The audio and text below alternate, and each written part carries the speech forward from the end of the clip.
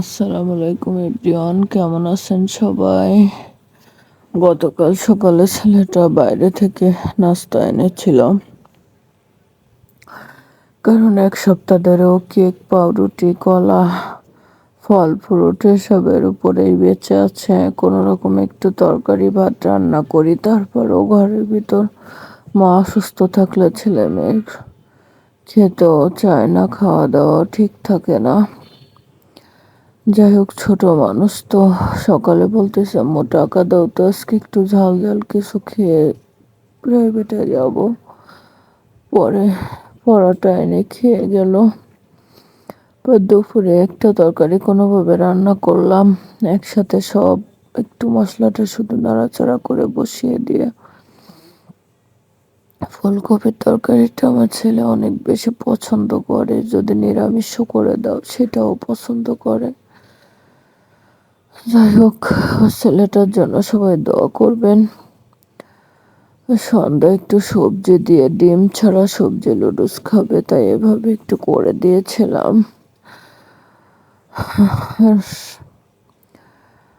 আর ছেলেটার জন্য সবাই একটু দোয়া করবেন,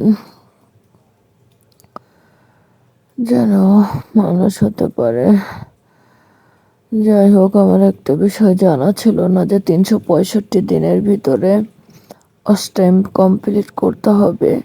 আমার আর 2 মাস 7 দিন সময় বাকি আছে। জানুয়ারির 27 তারিখে চ্যানেলটা খোলা, আমার ইউটিউব চ্যানেলটা। আপনারা একটু আমাকে বেশি বেশি সাপোর্ট করবেন, যেন আমি নির্দিষ্ট টাইমের ভিতরে আমার টাইমটা টাইমটা কমপ্লিট করতে পারি।